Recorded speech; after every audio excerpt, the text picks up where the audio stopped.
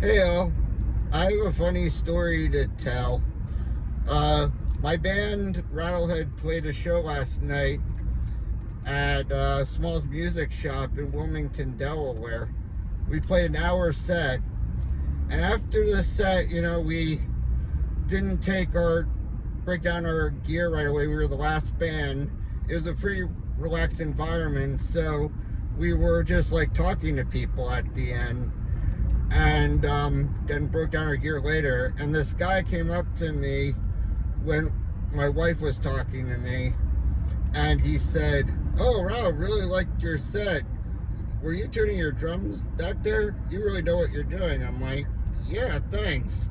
And then he told me that he plays bass in a band called GWAR, GWAR, that GWAR. I'm like, "You're telling me you're Beefcake?"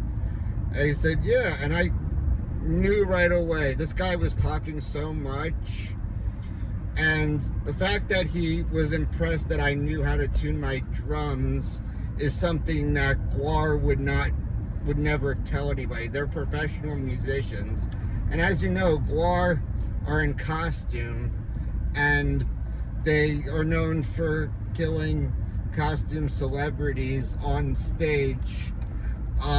They're usually people in the news, and a lot of them are politicians. They got into recent politic trouble with Elon Musk and Donald Trump, but they've done that since 1988.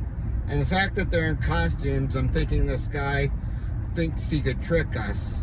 So as he was talking, he had like all this information about GWAR. Like, he knew so much about GWAR, and I think he was doing it to, protect his lie. And so I looked on my phone on Google and looked at Beefcake.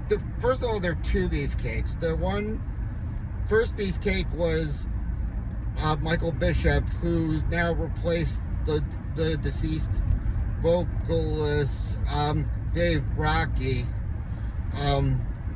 who died in 2014, as the singer. And he has such a big costume, he couldn't play bass at the same time. So they got another guy named Beefcake. So I looked up that Beefcake, and he was heavy, and that guy who talked to me was skinny, and I saw his face. They looked nothing alike. So I told him, like, "Hey, how come I don't see any pictures of you here?" And he said, "Oh, they haven't updated." Like, the guy was like still going on about his lie. It's like I kind of was giving a hint that I didn't believe him. And being a musician in New York for 5 years, I have run into some people who are pathological liars who made up a big story to cover up that they were that person. Like, there was one guy who said he toured with Rihanna, who's from Barbados, and ironically, I was walking with a bass player from my school, the Collective School of Music, who's actually from Barbados, and he told me when we broke away from that guy that he was lying. And then I saw a drummer and Guitar Center who said he played for Billy Joel, and I knew who.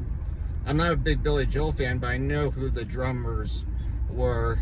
I mean, somebody who like talks and talks and talks like that, they're either like high, or they're drunk, or they just have they're a little messed up. So yeah, that guy would definitely fit in that category. So I